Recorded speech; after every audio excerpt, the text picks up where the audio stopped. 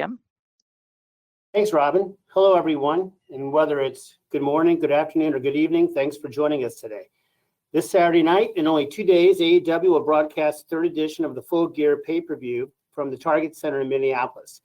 As you may recall, Full Gear a year ago was held in front of a limited, socially distanced crowd at Daly's Place in Jacksonville, and it rocked nonetheless. So this Saturday, now in front of a full house at the Target Center, you can expect more of the same. In fact, Full Gear will mark one of the biggest shows of 2021 with 3 AEW Championship belts on the line. Darby Allin also takes on MJF, CM Punk versus Eddie Kingston, Bryan Danielson versus Miro, a Minneapolis street fight, and other can't-miss matches. So with that, it is now my honor to introduce AEW CEO, GM, and Head of Creative, Tony Khan, who is here for the next 45 minutes or so to answer your questions. I'll turn it over to Tony now for some opening thoughts, and then we'll open the lines for your questions. Tony? Hey everyone. I really look forward to your questions, and I don't want to take up too much of the time so everyone can get them in. I'm very much looking forward to the pay-per-view this weekend, and thank you all for participating in this call and helping us spread the word about AEW and Full Gear. Fantastic. Well, thanks, Tony. So here we go. We're going to start with Chris Mueller from Bleacher Report, and then after Chris, on the on-deck circle will be John Alba from Ad Free Shows. So, Chris, the floor is yours. Thanks. Hey, Tony. So with Full Gear coming up, we've got a big card here with 10 matches, and previous pay-per-views have been similar length. I was just wondering if that is sort of like the ideal length that you've kind of picked for AEW pay-per-views, or do you ever see that being shortened or expanded for different events in the future? Well, it's a great question, Chris. For the big 4 AEW pay-per-views, I think we found a great length that works very well for us. We've had really, really great reviews for the pay-per-views we've done, and particularly the All Out pay-per-view, our most recent show, is the best feedback we've ever had on anything we've ever done, any show, and it's the most revenue we've ever brought in from a pay-per-view, and I think it was also the best the fans or the critics have ever received any of the shows. So I really like the format and length of the shows, the 4-hour main card plus the buy-in with a pre-show match or two. So yeah, I think it's a good length of card, and we really found something that works for us very well. Thanks, Tony. Thanks, Chris. Okay, as promised, John Alba from Ad Free Sports is next. And after that, I'm going to read a write-in question from Jonathan Hood of ESPN Chicago. So, John? Jim, thank you. And Tony, thank you for your time, as always. I'd like to ask about Hangman Page, someone who we saw at the introductory press conference for AEW back in the beginning of 2019. He was positioned to be a big star out of that gate, and yet here we are now, more than 2 years later, seemingly ready for what could be a crowning moment. What would you like to say about his journey over the course of that time and how he's grown as a performer, and why is now the right time for him to face Kenny Omega on this stage? Well, it's a great question, John. We talked about homemade stars before in AEW, and this is the epitome of the homemade star. Hangman Page was a young wrestler when he joined AEW, who a lot of the hardcore wrestling fans knew, but he hadn't had a lot of experience wrestling on national television, and he's really blossomed under the eyes of the fans and the people who've been watching AEW from the beginning. And we've been really blessed to have a great audience that stuck with us from when we first launched Dynamite in 2019. And there's all these fans that have seen Hangman grow. He actually got the very first shot at the AEW title. He and Chris Jericho, Hangman and Chris Jericho, wrestled in the first ever All Out main event. They had a great match. And then we've seen Hangman grow so much as a wrestler from when he debuted. Obviously, we, had big plans for him. I thought really highly of him since he first came in, and have always believed he's a top wrestler. Now here he is again, getting another opportunity at the championship, and it's a very different company and it's a very different situation. There's so much history between Kenny and Hangman. They had a great partnership.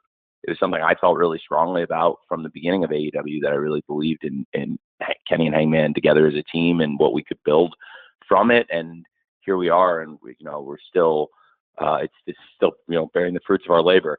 So I really have always believed in Hangman Page, and I've also really believed in Kenny Omega, and that there's something special between the two of them at first as a tag team on our third ever Dynamite in Philadelphia. We did a match. It was Kenny Omega and Hangman Page versus John Moxley and Pac, and that was the first time Kenny Omega and Hangman Page had ever teamed. And I liked it a lot. The match did a really good number, and they kept teaming. And there was so much story. I mean, they had so much chemistry, and then they had this amazing match against the Young Bucks at Revolution, and we just saw they had an amazing chemistry as a tag team. Yet there was something between them where you could immediately tell that someday it was going to be an amazing rivalry between Kenny Omega and Hangman Page. And then they had an amazing match at Full Gear last year, and as Jim said in the introduction to the call, Full Gear last year was held at Daly's Place in front of a physically distanced, limited crowd. But at the time, there was nothing like it in North American pro wrestling. There were about 1,300 fans at Daly's Place at about 25% capacity, outdoors, socially distanced. So we did those shows, as you've all heard me say many times. It was like a drive-in movie where each group of fans had their own pod, and they had their own seating section outdoors, and we found a way to bring outdoor wrestling and live wrestling back, and it was the only place on TV worldwide really where the fans could see that kind of wrestling with the fans cheering and going crazy. And what a match it was at Full Gear. Kenny Omega and Hangman Page last year in the finals of the Eliminator tournament to get a shot at the world title. And then from there, Kenny Omega won the world title, and he's closing in on 1 year as the world champion. He is our longest reigning champion, and the company has grown and evolved so much with Kenny as the champion, and he's had so many classic matches already in this run, and I'm very excited for their match. And I think for Hangman Page, it's hard to talk about the story of Hangman Page in AEW without talking about also the story of Kenny Omega, and that's one of the reasons why this Kenny Omega versus Hangman Page match is one of the most anticipated matches I think ever in AEW. The character of Hangman Page, I think the fans have grown to love him more. On January 1st, 2020, we saw kind of a more vulnerable side of the Hangman character for the first time. To be honest, on BTE, I watched the BTE show, and the guys do great work on it, and they come up with really funny stuff. And a lot of times, if I see something on BTE that I really like, I'll say I want to use it on Dynamite. And a great example more recently of that is the John Silver, Adam Cole stuff. I saw that on BTE. I thought it was great, and I was getting over it. I wanted to use it. And really, John Silver himself, a year ago, I saw John Silver doing all this stuff on BTE, and it was like, hey, like, you're doing all this amazing stuff on BTE. I think, I think you should be doing this on Dynamite. I'm very impressed. And, really cut back to 2019, a year earlier, I had seen Hangman Page drinking on BTE and doing a character, and I thought his acting was great, and I thought the character was great, and it showed a more vulnerable side of the Hangman and made him, I thought, really a flawed hero in many ways. And I think it has made him connect more with the audience, and I think it's worked really well, and it was a big part of the story. And then people were, ready to see him come back from the lowest lows and get some redemption. But it's a great story because there's something in front of him, an obstacle that certainly he's never conquered and nobody's been able to conquer. So I think everybody's really looking forward to seeing what's going to happen at the pay-per-view between Kenny and Hangman. Thanks, Tony. Thanks, John. I'm going to read a question here from Jonathan Hood from ESPN Chicago. Tony, Jonathan would like to know, how likely is it for you to have pay-per-view events in California or other Pacific/Mountain time zone cities in the future? After Tony answers that, we'll be calling on Sean Ross Sapp from Fightful. Tony? So, thanks, Jim. It's a great question, Jonathan. And we are coming out to the West Coast next year, and Double or Nothing. I'm sorry. I feel pretty safe about saying it now. I think it's been it's been difficult not being able to travel as much as we would have liked. And right now in 2021, we're making up a lot of dates that were shows we had scheduled in 2020 and had never done. Like in April 2020, our whole slate got canceled at the beginning of the pandemic outbreak, and it was a run of shows we had of Milwaukee, St. Louis, Boston, Philadelphia, and Houston, and all 5 of those shows we just did very recently here in the past couple months. So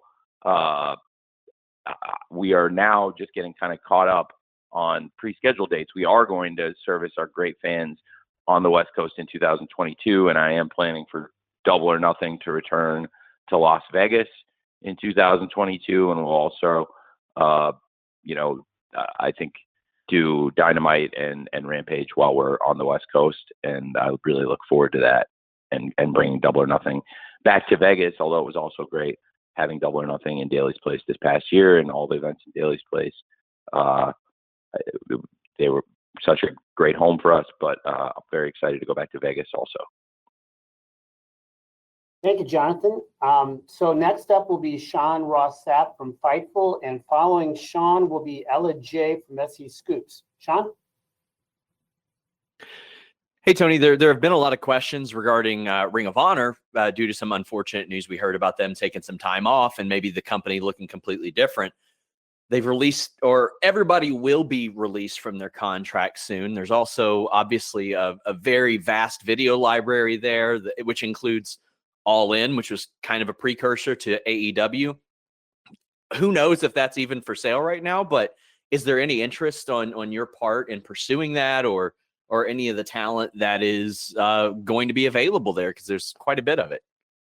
Well, there's a lot of great stuff there. They've had a lot of great matches and great shows in the library, and they have some very good talent. So I can't say with any certainty, but we'll see what happens on the business side. And as far as the talent goes, I would say stay tuned to AEW. There's Dynamite every Wednesday. There's Rampage tomorrow, and the Full Gear pay-per-view on Saturday. So you never know who's going to show up in AEW. And as for the business side of it, I'm good friends with a lot of people in the company of Ring of Honor, and actually the agent that represents him is my neighbor in LA. He lives like down the block. So and he's a friend of mine. So I am very familiar with what's going on there, but I can't say with any degree of certainty what will happen on the business side. Thank you, Tony. Thank you, Sean. Ella J from SE Scoops is next, and following Ella will be Nick Hausman from Wrestling Inc. Ella? Hi, Tony. How are you?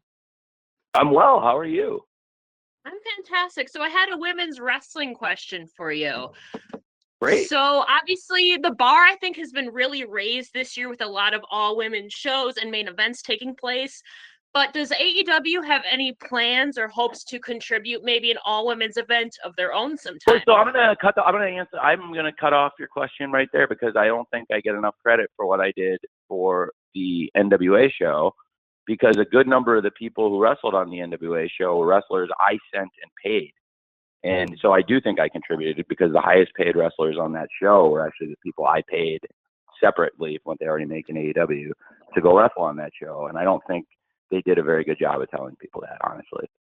Even though it was in the deal we did, I wish they'd told more people that, because that was one of the points I made when we closed it. Was I think it would be nice if you told people that I'm paying the wrestlers coming, because it is a big contribution for me. Does that make sense? Yes. Okay. So I did pay the wrestlers for that show. So I was like, it's like kind of like when you pay for a dinner and nobody thanks you. So that was one thing. So I have really been making a big effort this year to grow and improve our women's division, and I think have made a lot of strides with our women's division this year as a company. We've added big free agents, and I'm really excited about what's happening with the TBS tournament right now. Among the big free agents we've added are Thunder Rosa, who came over from the NWA, of course, and Ruby Soho. And Ruby Soho coming over, it's interesting because I had a great conversation with her a couple days ago. She's in the TBS Championship tournament, and she's been in a lot of tournaments, and she's wrestled all over, as you know. And I was talking to her about the tournament, and she's not a BS person. Like Dory, Ruby Soho, is the ultimate straight shooter, and she loves this tournament. She was saying she's never been in a tournament like this. She loves all the story in it, because if you look, like, there's story building with her and Chris Statlander, and they didn't really have a rivalry, but there's, they've been doing the promos on TV, and we've seen that there's been a couple of situations where they've helped each other out. Chris had Ruby's back, and then now they're even, and Ruby doesn't owe her anything anymore. And really, I'm excited very much for Jade versus Red Velvet. I'm very excited for Sheeta versus Nyla Rose. And of course, we've seen a lot of great build, including last night's Dynamite, towards Thunder Rosa versus Jamie Hayter. So I have been and am trying to actively make big strides in women's wrestling. And as far as a lot of the stuff that has been happening in the all-women shows that have been happening other places, I actually have made great contributions, including financial contributions, which I think they could have done a better job of telling people about, honestly, if that makes sense. Thanks, Tony. Yes, Thanks. makes sense. Thank you. So next up is Nick Hausman from Wrestling Inc. And thereafter, I will have a write-in question from Sebastian Diaz from Over the Top Rope Wrestling in Chile. So Nick, you're up.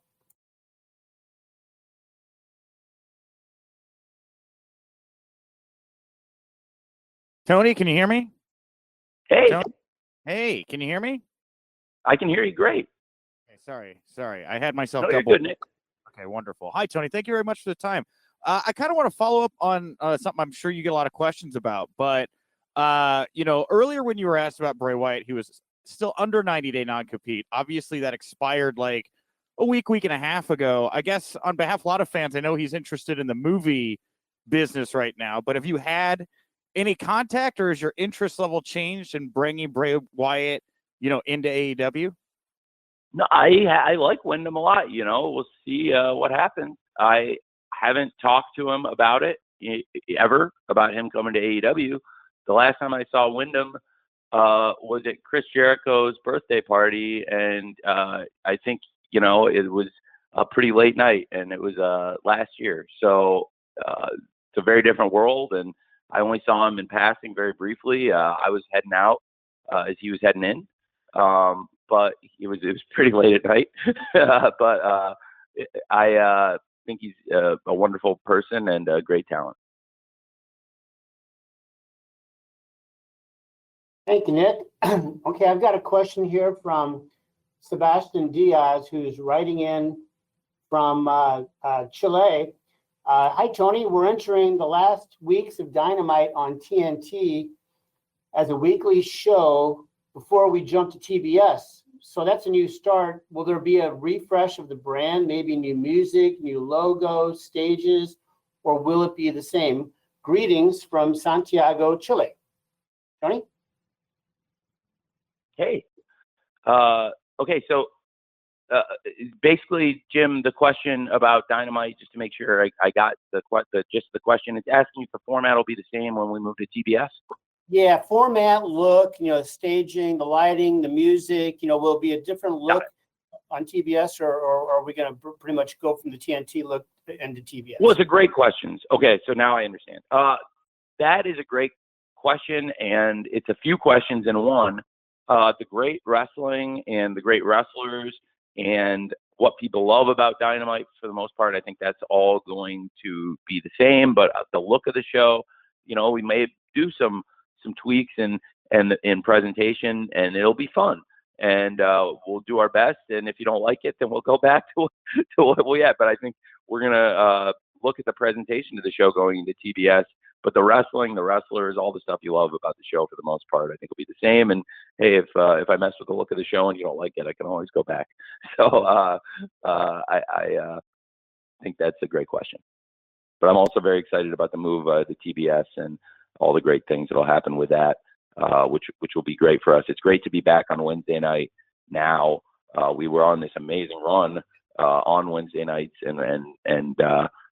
really it's our home. And there have been a couple times where we've had to shift to, Saturdays here and there, and it's always uphill to get your momentum back when you do. So I think, as I understand, there'll be a bit less time shifting when we do move to TBS. There are still sports on TBS where there are conflicts and stuff, but I think it'll be great for the fans, and very excited also. Rampage will be staying on TNT, and of course that same week in January when we launch Dynamite on TBS, we'll of course have Rampage again on TNT, and then we'll have the first ever Battle of the Belts in AEW.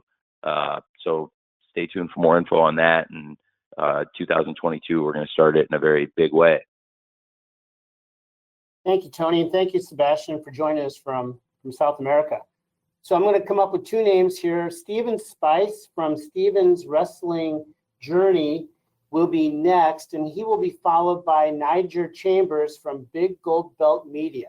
Steven, are you ready? Yes, I'm ready.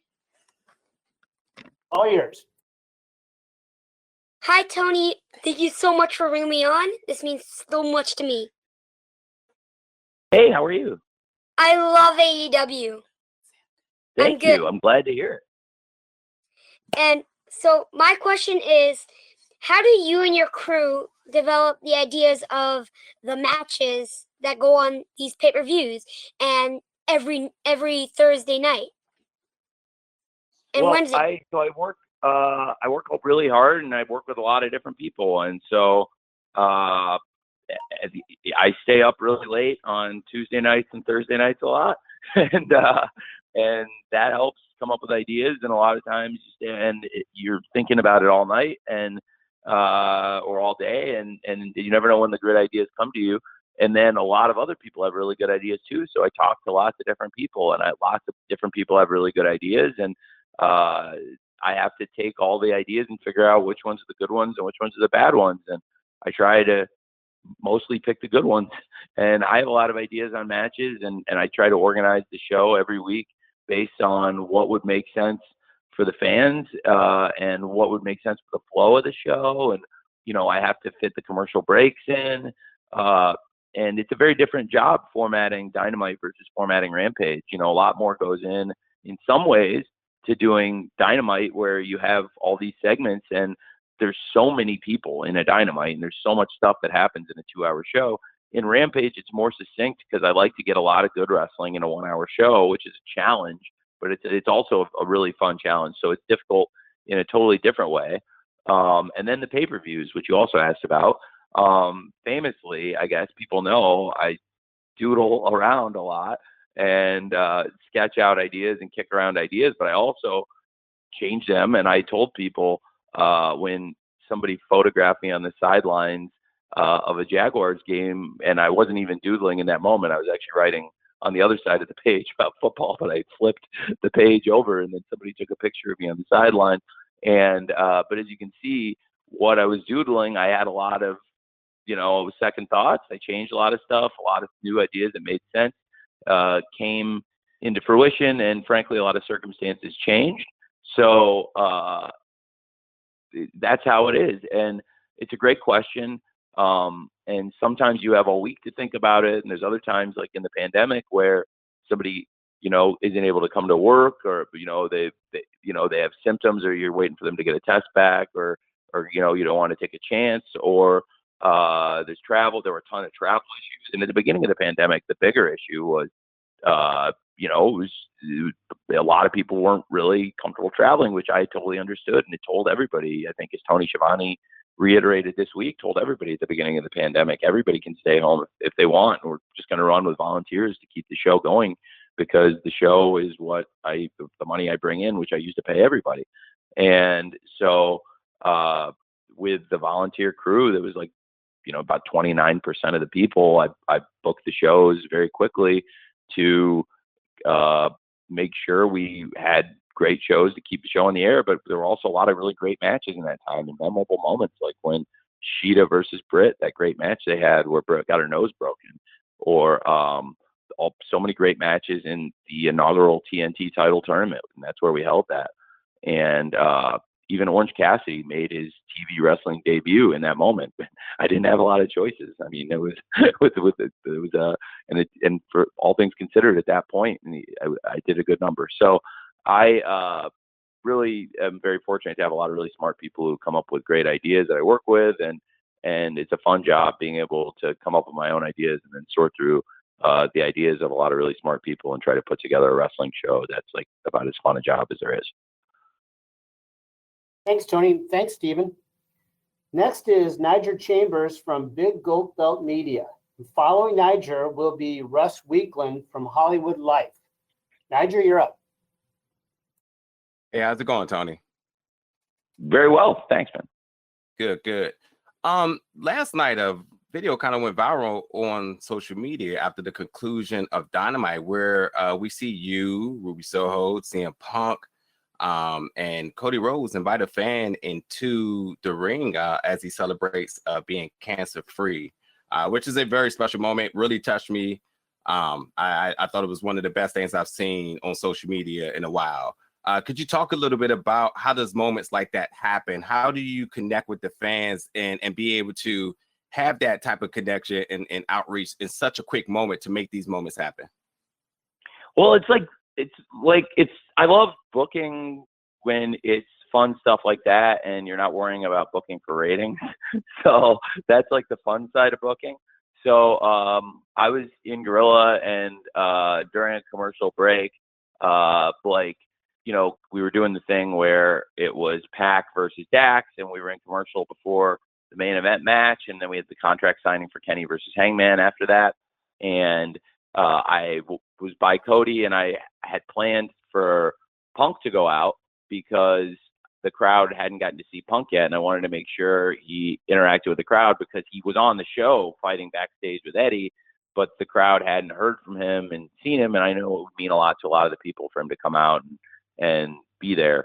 So I had mentioned to Cody I was going to go out with Punk, and Cody had said that he'd heard, and Cody does such a great job of community outreach, and he works with a bunch of great people, including the captain Sean Dean and Thunder Rosa and other people in AEW, including Amanda Huber, and they found a fan who they said was cancer free, and that was really cool. And so I said, all right, well, that's what I'll do is I'll bring out Cody, and then I'll bring out CM Punk, and then Punk told me, reminded me really that this is Ruby's hometown, and he said, why don't I bring out Ruby then too, and that's another pop, and that'll be great. And I was like, yeah, that's a great idea. We'll definitely do that. And so that's what we'll do, and that's what we did.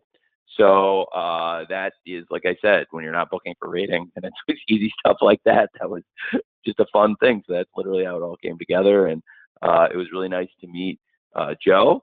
And I think hopefully it was a good moment for Joe, and also just try to make it a nice moment for the fans in Indianapolis, and also for Ruby because it's her hometown. And, she's a big star, and we want to treat her like a big star. And it was cool for her to have that moment. Thank you, Niger, and thank you, Tony. Okay, next is Russ Weekland from Hollywood Life, and then I will follow that with a write-in from Mark Madison from Pro Wrestling Post. Russ? Yeah, hi. I was hoping any date on the Owen Hart Memorial Tournament.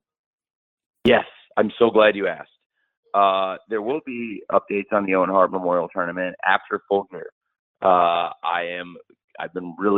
There's so much on the card, right? And there's so many stories, and the show is so jam-packed, and I didn't want the Owen Hart Cup to lose the focus when I start talking about it. But the Owen is going to be a big prize in AEW, and I'll have some interesting announcements about it. One thing I will say right now, you know what? I'm going to save it. I'll save it till after Full Gear. You guys will get more announcements on the Owen Hart Cup. I think I'll save it for Dynamite or Rampage after the pay-per-view. But stay tuned on that one. I will give more updates on the Owen Hart, and I have something fun I think everyone will really enjoy. Thank you, Tony. Stay tuned, Russ. So Next, I'm going to read you a question, Tony, from Mark Madison of Pro Wrestling Post, and then after Tony answers that, next up will be Stephanie Chase from Digital Spy. Here's the question from Mark, Tony. With Eddie Kingston's recent Players Tribune article in which he poured his heart out, could you see back when he initially joined AEW what his contribution to AEW and to the locker room would be eventually, a year from now? And did you foresee the kind of person that you would have, in Eddie Kingston at AEW? Yes, pretty quickly. I connected with Eddie Kingston immediately. I'm a very, very close friend of mine, and I didn't know him until he came in. But I connected with him very quickly and tried to find a spot for him right away, too. If you remember, he debuted against Cody, and it was a great match. And it was when Cody was the TNT champion, and we did the open challenge. And Cody came to me with a list of people when he wanted to do the open challenge, and there were a bunch of really good names on it. And the names I think a lot of the people on the list I did end up wanting to use, and then I had some names of my own, but two names he had that he really wanted to work with that have been great were Ricky Starks and Eddie Kingston. And I felt really strongly about them both after they had the match with him too, and he did a great job in the matches with them, and they both did a great job in the matches with him. And in both cases, I had something for them. Now, in Ricky's case, it was right when he was in the ring. I knew I wanted to use both of these guys on Dynamite, and in the pandemic era, when stars like this came, across your desk, you really wanted to hold on to them. So, Ricky, I immediately knew I was going to do the team test thing with, and I actually called Mox at his house and told him I had found a guy that for us to do this with, and he hadn't really seen Rico, and I told him to trust me, and he did. And then he came over, brought Rico over, and he was like, "You were totally right. Now let me go back to Eddie, and I'll talk about Eddie for a really long time." So Eddie, I didn't have that for.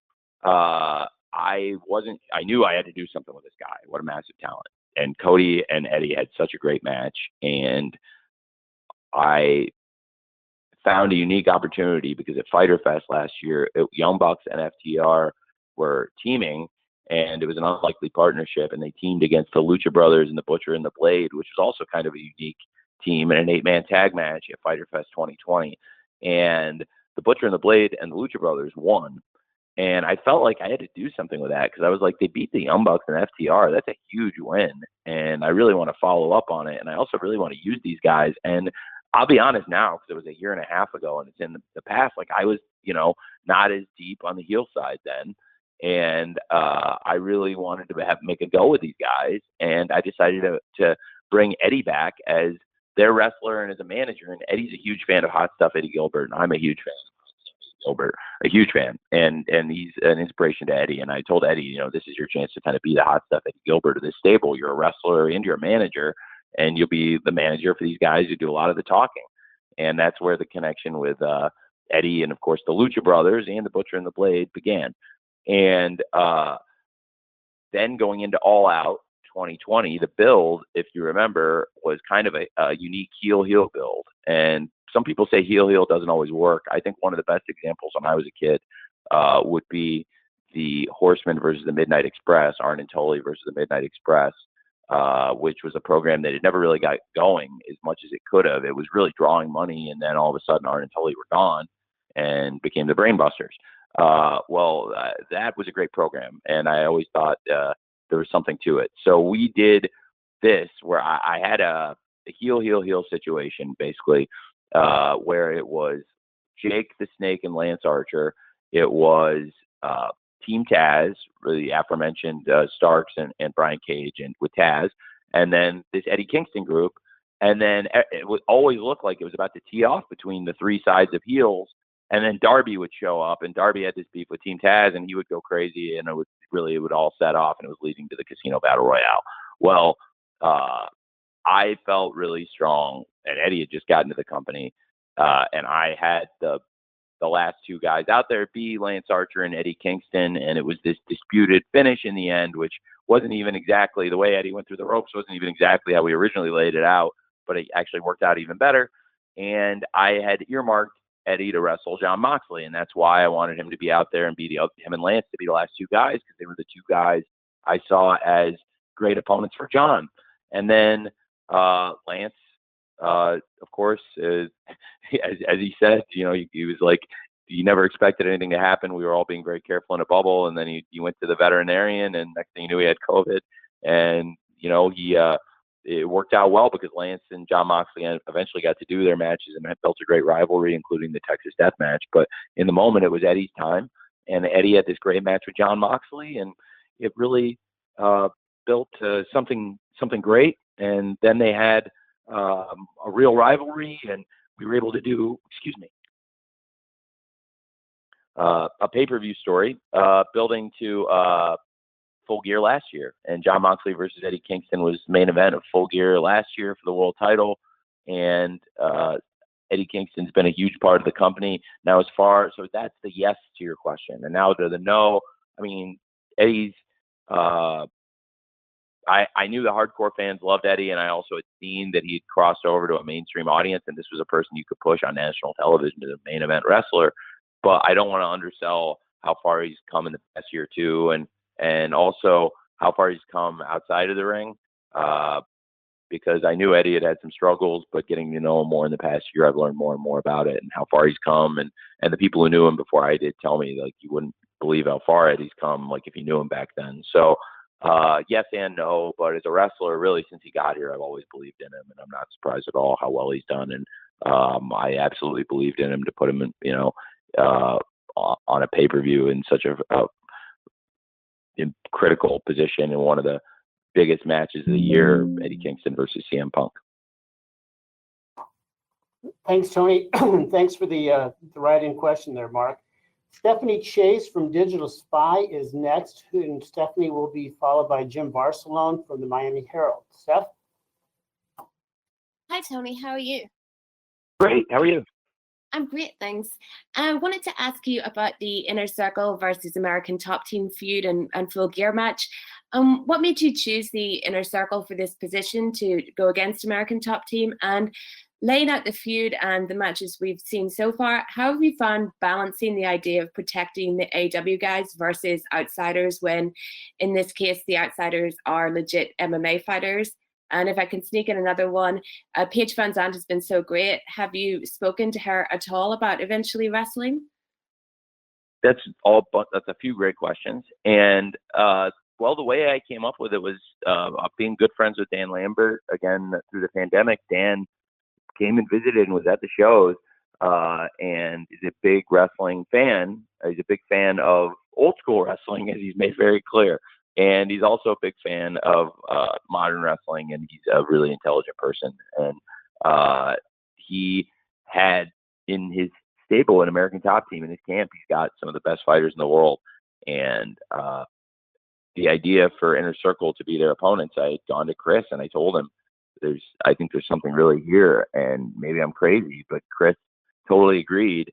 And it's funny because I've seen all these arenas with all this heat, and now looking back on it, it's amazing how far it's come. And we've been at Arthur Ashe Stadium and big arenas across the country, and wherever we go, Dan gets insane heat, and the American Top Team get booed, and people love Chris Jericho in the Inner Circle. So it's I think it's a great pairing, and it's produced some of the loudest reactions from the fans we've heard in a long time. And I think people are having a lot of fun with it. It's a cool rivalry. It's gotten us a lot of mainstream buzz, which I also expected going into it, because when you have things like Jorge Masvidal throwing the flying knee at Chris Jericho, that is going to get picked up. And in that case, it got picked up almost every outlet. So it was some of the biggest mainstream coverage we've ever had, along with, other huge stars we had in AEW like Shaq and Mike Tyson. And this got picked up on that level, along the lines of Shaq, Mike Tyson, Snoop Dogg, and other great celebrities who come into AEW. So the American Top Team have, I think, been great for us and will be great for us. And the Inner Circle also are, since the beginning of AEW, steadfast parts of the show, and I really very excited for the Minnesota Street Fight. And Paige Van Zandt, what a great talent. I'm a huge fan, and I really like Paige. Paige and Austin, and have been here a lot, and I would love for them to keep coming and for Paige to do more. Absolutely, I think she's tremendous. Thank you, Stephanie. Next up will be Jim Barcelone from the Miami Herald, and Jim will be followed by Bill Pritchard from WrestleZone. Jim, you're up. Unmuted. Oh, thank you so much. Wanted to address the dark tapings at Universal Studios and your thoughts of how things have been going there with that, the crowds, just the whole setup there. And is the plan moving forward to just continue doing it from Universal when you can, going into the next year?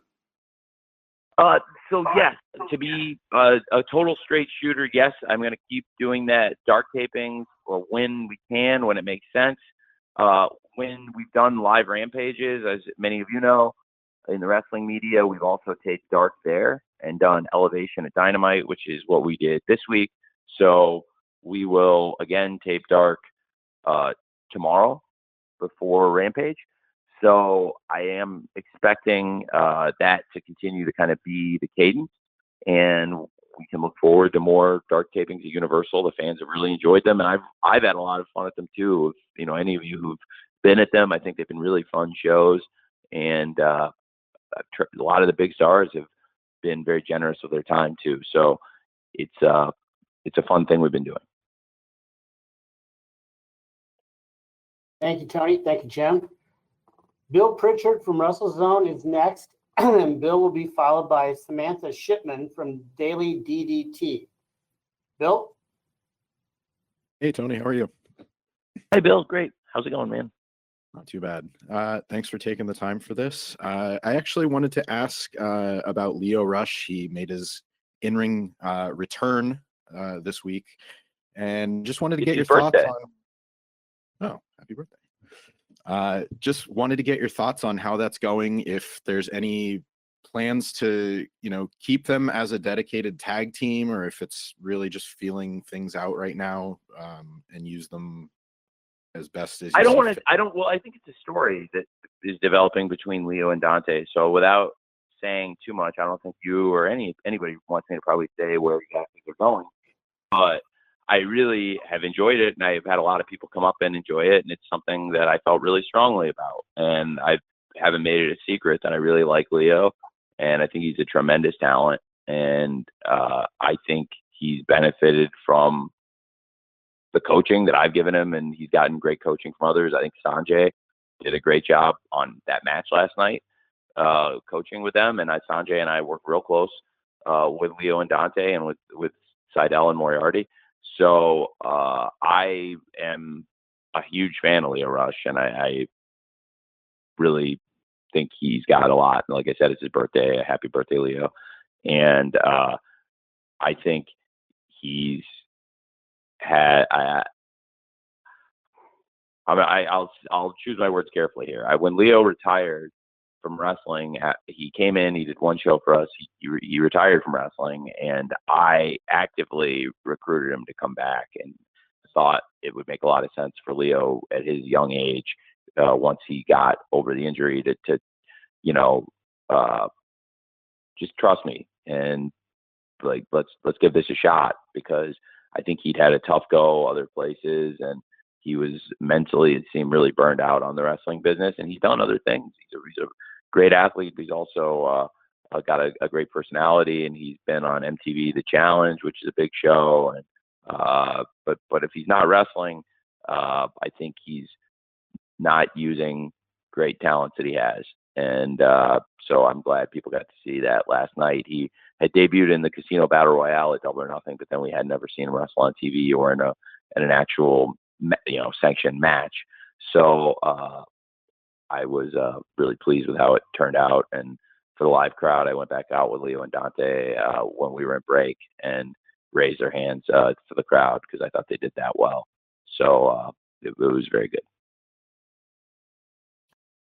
Okay, thanks, Tony. So next is going to be Samantha Shipman from the Daily DDT. Then I'm going to take a question from a write-in, then we'll spin the wheel to see what the final question of the day is. So Samantha, you're up. Hello. Hi, How are you, Tony? I'm doing great. Thanks, Samantha. Good. I have I have two questions for you, but we'll start with the first one because I think that might be a little bit more of what everybody's going to be listening for. So we've seen last night, we saw Best Friends join Chaos. Kenta has put it out there that he wants to GTS Punk. We've seen Kenta in AEW. We've seen Rocky Romero. We've seen Suzuki. We've seen Nagata. So what is the relationship with New Japan like heading into 2022? And is that something where we could potentially see AEW wrestlers going into things like Wrestle Kingdom and New Year Dash, or even later in the year, maybe in the G1? Or what is that kind of looking like with that relationship right now? Okay, and what's your second question? My second question is completely different from that. It is actually about the women's division. And we see that we have. I can, Jim, it's fine. Is it okay if I answer that one and then go back to our other question? Just so I don't. Absolutely. Okay, great. Well, so first of all, okay, it's a great relationship. I really enjoy working with New Japan. It's changed a lot since AEW started, because when AEW first started off, I think they were pretty pissed off with me. And then as wrestling went on, I think they saw that like I wasn't really trying to stop them from doing anything, and I actually made a lot of friendly gestures along the way. Like Chris Jericho, I was very open about Chris Jericho working in New Japan, and then when he was wrestling at the Tokyo Dome in January 2020, I even cleared the stipulation which we put together. You know, Chris basically was the go-between between me and them at that point, that we would have it effectively be an AEW title eliminator match with Tanahashi versus Jericho, not unlike some of the matches we do in Dynamite, where it's, hey, if you beat the champ, you get a shot at the title. And that's what we said. You know, if he beat Chris, he could come to AEW and get a shot at our title. So it added a lot of interest, I think, to their show in that match, and that was great. And also, I had been pretty open about John Moxley wrestling there, and I cleared dates time after time for John to work there. And so I think they saw this was a good relationship, and I have a good reputation for being an honest person. So even though I kind of came out of left field and I was a new player in the game, I think I raised their antenna early and made them pretty nervous. And then the more I built a reputation in the sport, I think they wanted to work with me. And so now I talk to them on a regular basis, and we put matches together, and wrestlers from AEW go there. And as you said, I mean, you said it yourself in the question, I don't have to name all the different people that have come through from New Japan to AEW, but you've given a good list to start with of a number of people. And there's more, I think, in there, and there's probably more to come. So there's a lot of things we can do. And I'm a fan of a lot of their stuff. I was really pleased how many fans loved the Roppongi Vice theme last night, because I felt really strongly they should come out to the Roppongi Vice theme. I thought it would, for the fans that do like both shows and have watched both shows, you know, people remember the Trent and Rocky team. So if Orange and Rocky are coming out, it makes a lot of sense. Plus, I mean, it doesn't hurt in terms of building anticipation for Trent to come back, which I'm looking forward to. I'm a big Trent fan. And look, with New Japan, it's a good relationship. And that's why I was so amused when the story of the day on a weekend in the summer, this past summer, was this story that kept getting buzzed, that clearly was getting signal boosted by some PR person, that New Japan would work with WWE, which was comical to me, because I was doing all this stuff with New Japan. I had all these plans with New Japan, and I knew Nagata was going to be coming to Dynamite, and we were doing this stuff with Kenta and had other plans in the future. And this was before we had even worked out Suzuki coming in. And I'm not sure if you mentioned Kojima, I didn't hear it, but you might have. But Kojima is another great wrestler who's come in and wrestled on pay-per-view for us at All Out, had a great match with Mox. So I've really liked working with them, and I had this close relationship with them. And that's why I was like close to a live show, and I thought it would be a fun promo to cut to get some buzz on the show, talking about the fact that we have the partnership with New Japan, and I've been reading all these stories that New Japan and WWE are about to start this deal. And if that's the case, it's news to me because I had just reunited Roppongi Vice on Elevation, and Nagata was going to be coming in, and we had all these plans with the U.S. title with Mox, and I knew that we had talked about what I was setting up with Mox versus Lance for the Texas Death Match, which was going to lead to Lance versus Tanahashi for them. So we've been working together pretty close. So I asked them if they wanted me to do this promo because I thought it would be good buzz for New Japan and AEW, and they thought it was hilarious. So that's how that happened. So yeah, it's a great relationship. I really like working with them, and they have a great history, and a lot of our wrestlers have great history there, and they also have a lot of great wrestlers of their own. So it's a great thing we have going. Thanks, Tony. Thanks, So Samantha. Samantha has a second question, I think, Jim. Yes, I do. So thank you, first of all, for the very thorough response to that question. That definitely answered a lot of questions. So my other question is about the AEW women's division and how much it's grown. And we see, obviously, the TBS Championship is we're about to crown a winner very soon. So will you be treating the TBS title on the same level as the AEW Women's Championship? I think you should think of the TNT Championship and the TBS Championship as sibling championships. Okay, that's where I was going. So it is. I mean, I think the TNT Championship is one of the most important championships in wrestling, and it's been defended in huge matches. And at times, I mean, we've done massive ratings, and some of the biggest ratings we've ever done on Dynamite are for TNT title matches. And you can look back. We've had some monster ratings for things like Brody Lee versus Dustin Rhodes for the TNT title right after All Out 2020. Cody and Brody in the dog collar match did a great number, and Darby versus Brian Cage did a really good number, and Darby versus Matt Hardy, Falls Count Anywhere for the TNT title is one of the biggest numbers we've ever done. So I think the TNT title has a great history. It's done some really big numbers, and then our women's championship, again, Dr. Britt Baker's great champion. Whoever wins the TBS championship, I think we have a number one contender, Ty Conti now, that's in line, to me, to wrestle for the world title. So the way I did the TBS championship bracket was, okay, let's take the top five, and you had number 2, 3, 4, 5. So you had, Jade Cargill, Thunder Rosa, Nyla Rose, and Chris Statlander. I gave them what we would do in like seeding in the NFL or in a lot of sports tournaments. You would take the top seeds and give them a bye. So as we were building, Ty Conti, I think, is, by the way, we're talking about our women's division. It's not on the subject of the TBS championship because Ty Conti's wrestling for the world title.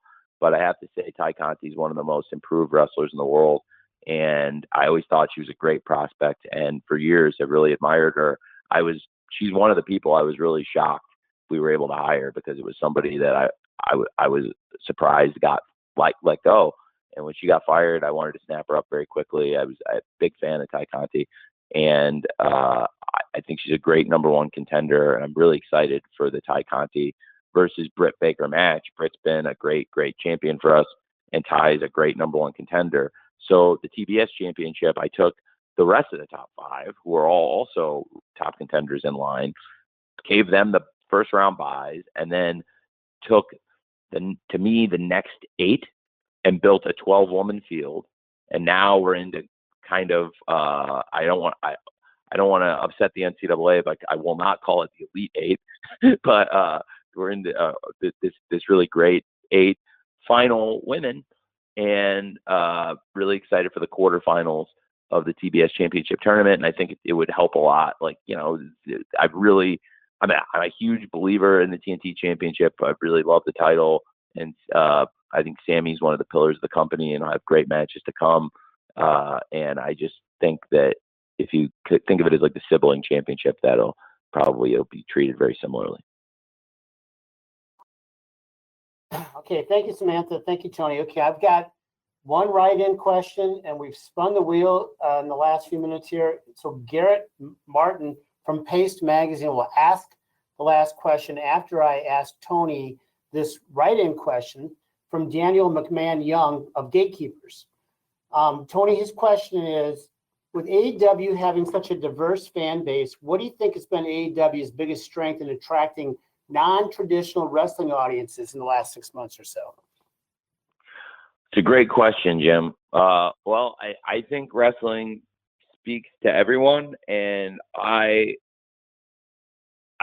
don't think you have to be great at sports, but you can be. And I think like wrestling brings lots of people together, because when I was a kid, like wrestling was kind of the intersection of, and I'm just speaking from my own experiences as a kid and as a fan before I was like a wrestling promoter, booker, or executive. So I've seen wrestling bring really diverse groups of people together, people that are, you know, jocks and people that don't play sports at all, and people that are really into music, or people that are into art. And it's just an intersection of a bunch of really unique communities of people. So when you bring in people with unique interests, like, you know, as I've said, whether it's music or sports or something completely different, you will get all kinds of different people. And so, and wrestling's also not like some sports where it's only popular in one part of the world. Wrestling's big in a lot of countries, you know, where some sports that we watch on TV or that are big on TV and do good ratings in America, for example, you know, they may not be as popular as wrestling in a lot of these other countries. So wrestling, it's big all over the world, and I think it just speaks to a really diverse group of people. And AEW now has gotten great penetration, and as we go into our third Full Gear pay-per-view and we go into our final pay-per-view of this 2021, it's really our first chance we've had to show off this new roster of wrestlers.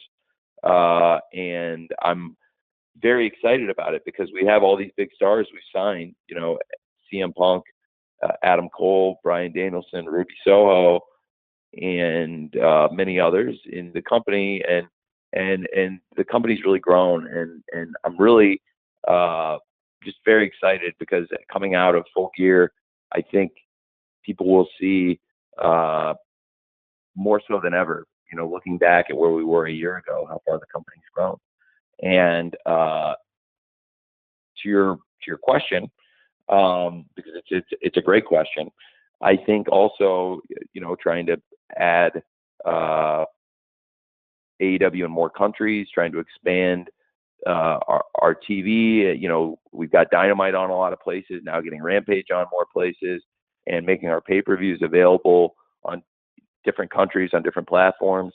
I think we can continue to grow the audience worldwide, which will help us make an even more diverse fan base. Thank you, Tony. Okay, we're going to call on Garrett Martin from Paste Magazine. And Garrett, you're up. And after Tony's response, then we'll wrap this up. Garrett? Cool. Hey, Tony. Thanks for talking. So let's circle back to Full Gear for this last question. I know a lot of people, they're expecting something like a coronation for Hangman this weekend. Now, how did his paternity leave impact the timing of that and your plans? And how different would the last 2 months of the main event scene have been if he hadn't taken that time off? Well, I don't want to say what my plans are. I think everyone's going to have to watch here and buy the pay-per-view to see what exactly is going to happen with Kenny and Hangman in the world title match. I have looked forward to doing Hangman versus Kenny for a long time. Him taking time off absolutely impacted the main event scene, because Hangman Page was one of the top contenders and is one of the key wrestlers in the company. So it was something I was had to pay close attention to, absolutely. But on the other hand, I tried to make lemonades out of lemon, as I'm often doing when there are challenges with scheduling shows and with people traveling and coming to the shows. And in this case, if he wasn't going to be at the shows, I had to make the best of the situation, and I think we did. And, you know, to be without one of our top stars in the company, and still put together All Out and have All Out be such a great success and be so well received by the fans, and also such a commercial success and sell well over 200,000 pay-per-views worldwide. And that was before people knew for sure that Bryan Danielson and Adam Cole had come into AEW. And now that we've got this amazing roster of people here, it's pretty amazing to me how far we've come. But now, really, again, this will be the first time we've been able to show off so much of the new roster at one time. So I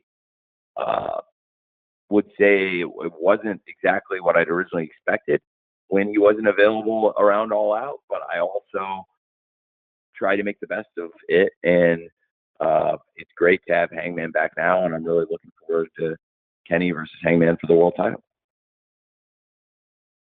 Thanks, Garrett. And Tony, thanks for the extra time today. That was very nice of you. And really, thanks to everyone. We're now officially at the end of our time. So per our custom, we're going to be distributing an audio recording to all attendees here shortly. And so finally, if you're in Minneapolis this weekend, we do look forward to seeing you at the Target Center, and especially for our traditional media sessions with Tony and other AEW talent at the conclusion of the event.